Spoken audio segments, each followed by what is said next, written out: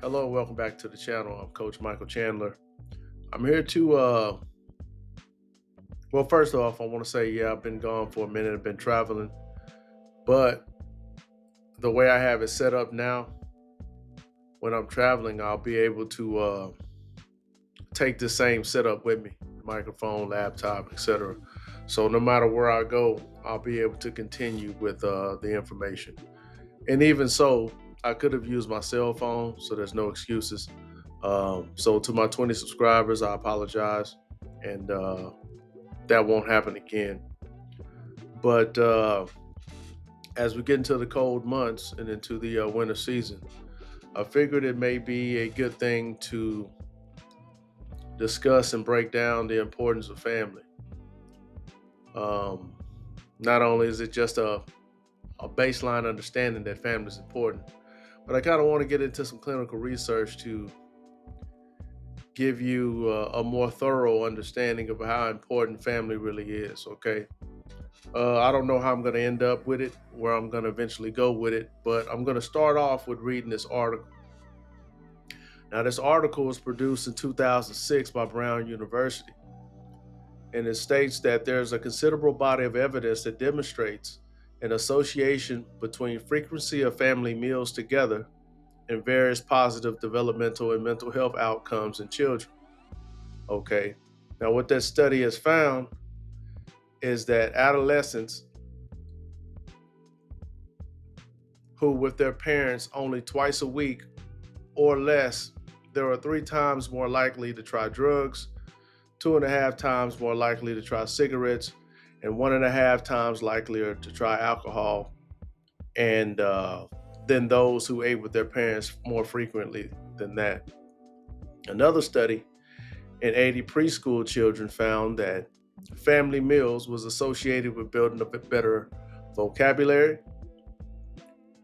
It was more strongly related with it. Well, I'm paraphrasing now.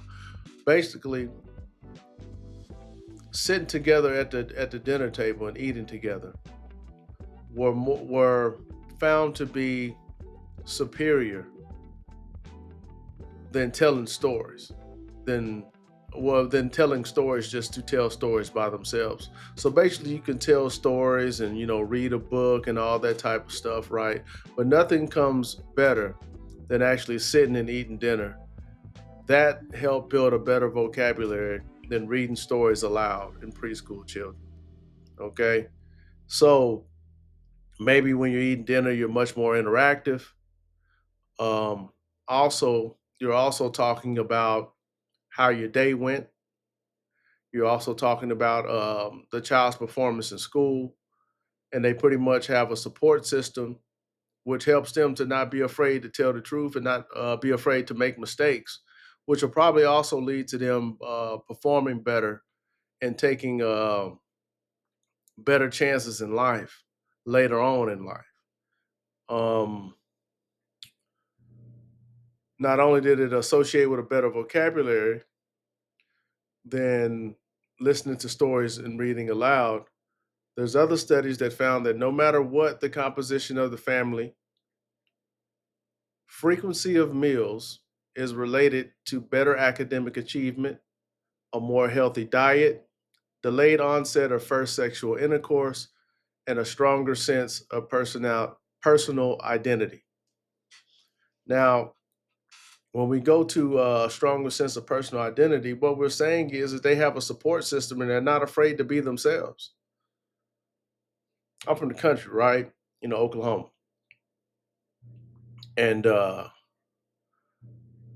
matter if I got a whooping that day, no matter if I got in trouble during school, no matter if I got into a fight, no matter what happened, it was a 100% chance and guarantee that when it was time to eat, everybody was going to be there eating, and there wouldn't be any I wouldn't be outcast. It's not like I got in trouble and they said, "Well, you sit over there, we mad at you." It didn't work like that. And unfortunately today, because of this new microwave ass society, a lot of people don't have that.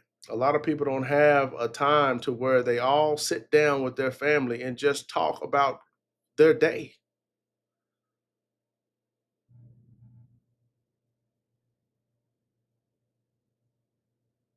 So to bring that on back to why I'm doing this, why I'm having this conversation, is right about now, all mental health clinics are receiving a heavier caseload, and that's across the nation. If you're from Ohio, talk to anybody that works in the clinic. If you're from Chicago, Illinois, talk to somebody that works in the clinic.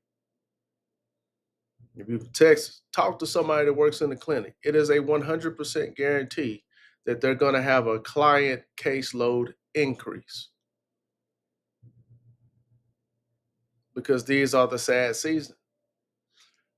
There's studies about Seattle, right, where they have that grunge rock, that punk rock, Kurt Cobain, and people like that.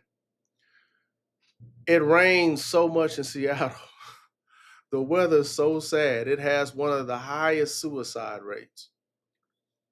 And by no coincidence, the artist, Kurt Cobain, completed suicide. I'm not saying the weather causes it. What I'm trying to show you is that during the winter months, you have Thanksgiving, you have Christmas, you have what we call, holidays or whatever. If you don't believe in whatever you don't believe in, and you don't believe in Christ, okay, whatever. Bottom line is, everybody's off, everybody's at home, everybody's eating together, and that's a fact. So when these periods start coming up, people who have distanced themselves from family, people who are alone, people who are suffering in isolation, they're starting to have a heavy onset of sadness, depression, and whatever mental illness that they have is starting to exacerbate. It's starting to become greater and stronger to where it's going to manifest in some symptom that's going to cause them to get in some sort of trouble, use some sort of narcotic or drug, and overall just not be themselves. So during the winter, people are the saddest, people are the loneliest, and that's when they end up. Some of them end up getting help, and that's when the therapist offices and then the clinics all of a sudden see this big old increase. Now, whatever was lying there more dormant during the summer and other months. However, once the winter comes and those holidays come and they start hearing all those Christmas carols playing in the mall or wherever, that brings up a whole bunch of stuff that they've been trying to forget about. You understand? So now's the time, to talk about, the importance of family and how important it is to keep in contact and talk to family. Because what'll happen is you'll become isolated in your troubles and you'll begin to think that you're the only one dealing with that situation and that there's no way out of it. If you don't have family, that's fine. You need to find one. If you're a grown man, you can create your own family. Let's say, for instance, I was in Hollywood as an actor, and a big saying that a lot of black people had anyway was "I found my tribe." And what I found my tribe meant is that although I may be from Oklahoma, Texas, Louisiana, Florida, Ohio, wherever, and I'm here trying to make it and be successful as an actor or whatever in Hollywood, I found other like minded individuals who are away from home. And what we've done is we've created our own family to where when there's Thanksgiving, we all go over to somebody's house or apartment and we all have a Thanksgiving dinner and we all celebrate one another with one another, talk about our problems, etc. So you essentially create your own family, your own home away from home. You understand? And that support system helps a lot of actors be able to get through winter months and get through, some depression, et cetera. Now, this is outside of getting you a clinical profession, um, or at least a coach, to have someone to talk to during these times. That way, you don't think that your problem is exotic. You understand? So I bring all this up to help you and motivate you to find your tribe. Um, Coach Michael Chandler, this platform on YouTube could be your tribe. You can talk shit in the comments. You can, whatever you want to do. You can make this a place where you can have an outlet.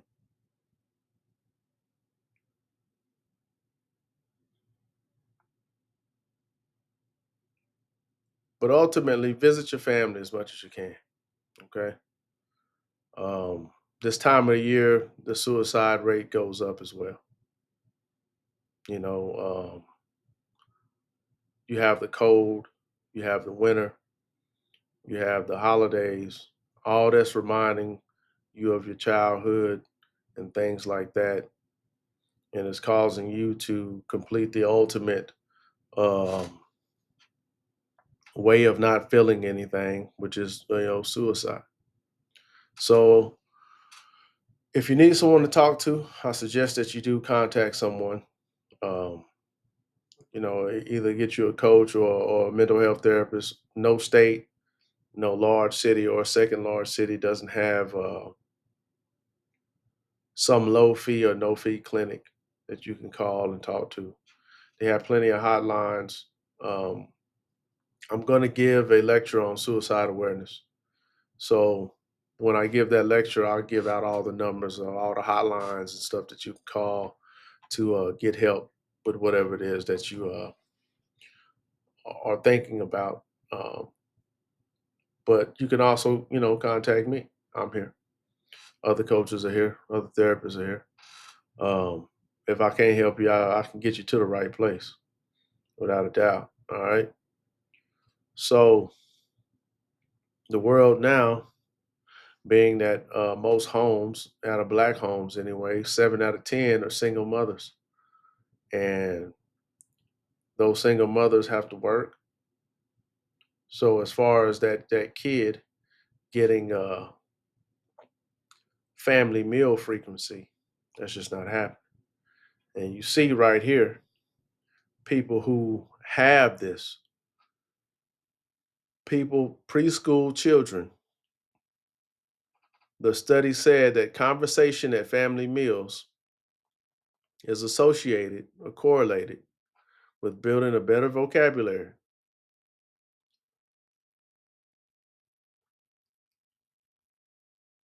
and that it's related to better academic achievement, a more healthy diet, and a delayed onset of first sexual intercourse, along with a stronger sense of personal identity.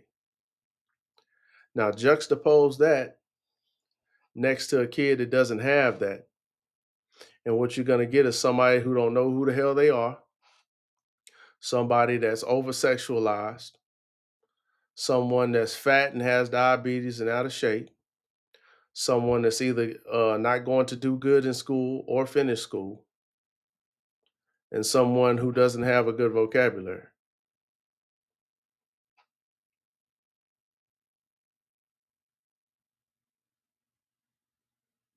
So whether you want to believe in the black family or not, or a family, being healthier for a child or not, the research does show it. There is evidence of it, and you can look at our communities, and you can see how some of the people are the way that they are.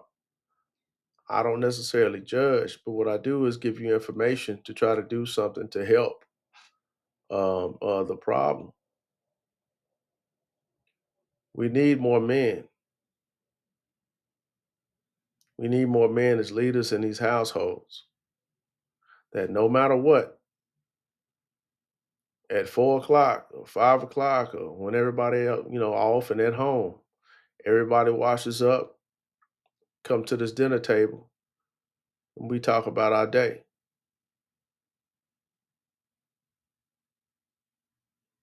I shouldn't have to feel old talking like that, talking about that. And there are some families who are like that, and good on you. But I say all this just to motivate you, especially if you're a man. I want to motivate you to be the head of your household and practice discipline and get them youngsters to talk to you.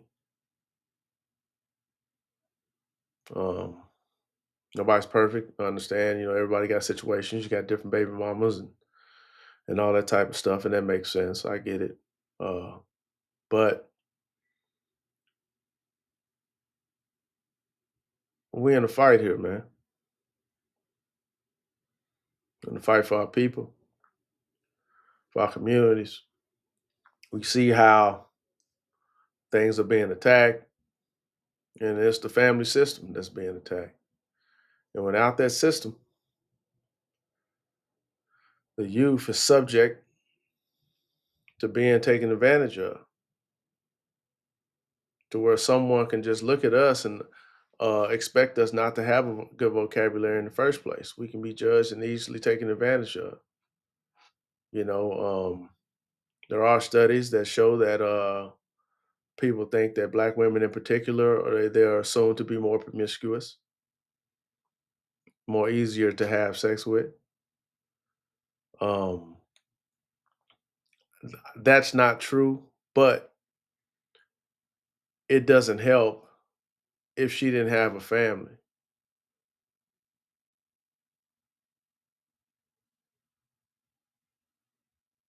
It doesn't help if she didn't have someone to talk to. The reason that all these clinics are being full during the holiday seasons is because they don't have the actual family to be able to talk to and work things out. You know what a therapist is in a sense? A therapist, along with a coach as well. All we are is that uncle that when the kid can't talk to the mama and daddy about something, we're like that cool uncle or aunt or whatever that the kid can actually go tell that, you know what, I tried weed and I liked it. Now, ultimately, the best thing to do isn't for the uncle to know it and not tell in order to maintain the relationship with the niece and nephew or whatever. The job is just like the therapist's job is to help the niece or nephew develop the language, develop the words to be able to eventually communicate with the parents about what it is that they're doing. And in a sense, they'll use the uncle or the aunt, or the uncle or the aunt, or go and talk to the mother and father on behalf of the kid. And it would also help if you were to have a no judgment. A lot of people talk about this. A couple of mentors talk about this, but it helps to have a no judgment period,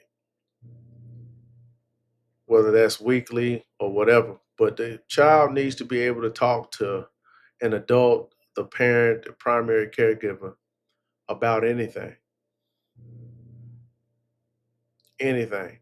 First sexual experiences, if they, got into a fight, whatever it is. Bottom line is there needs to be a no judgment time for the kid to be able to come and talk to you about anything, right? Now, I don't want to get, religious, but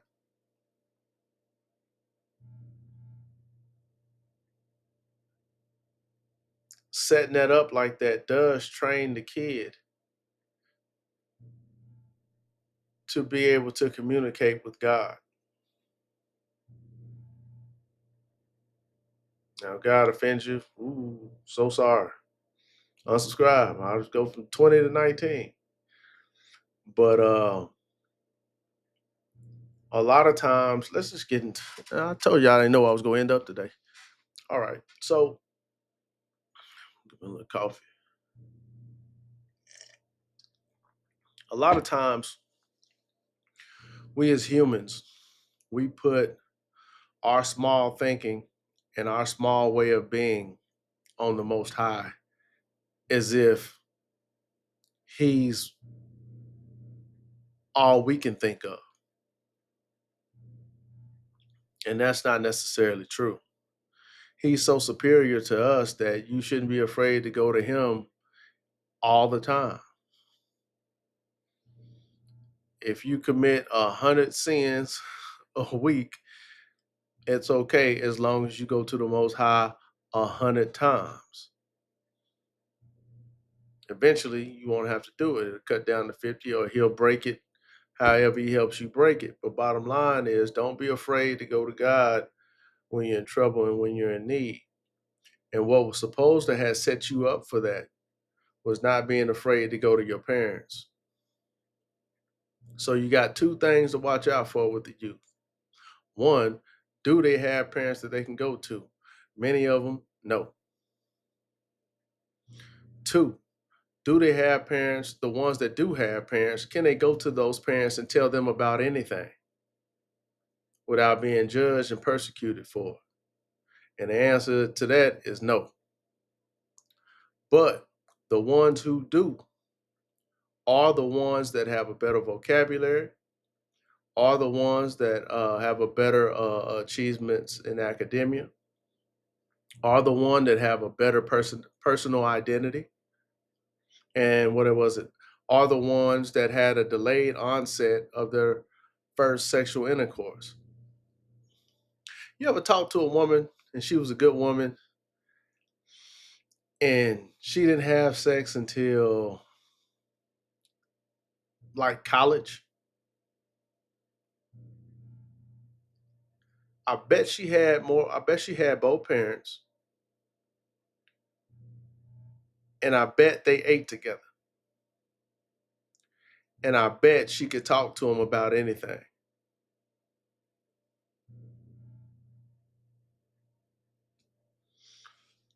It's kind of seems like it's been all over the place, but I think it's the same thing, man. It's the same common thing. Uh, Plus, y'all need an extended lesson today, man. Some good information since I've been gone, but I'm back.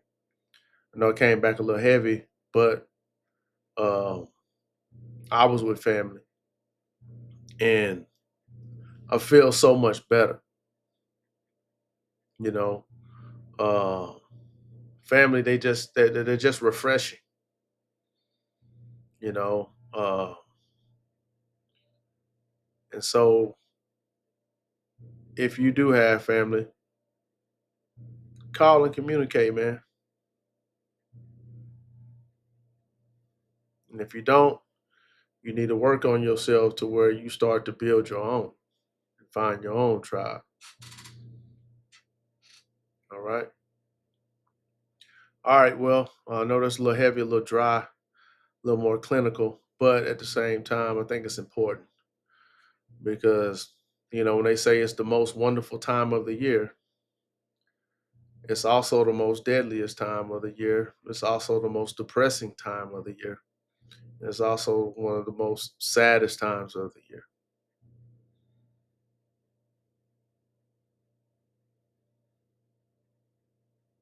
So go see your loved ones. All right, I'm Coach Michael Chandler, man. Thank y'all for watching me. If you like the information, man, like, share, and subscribe to the video to somebody else that could use this beautiful information. All right, thank y'all. One love.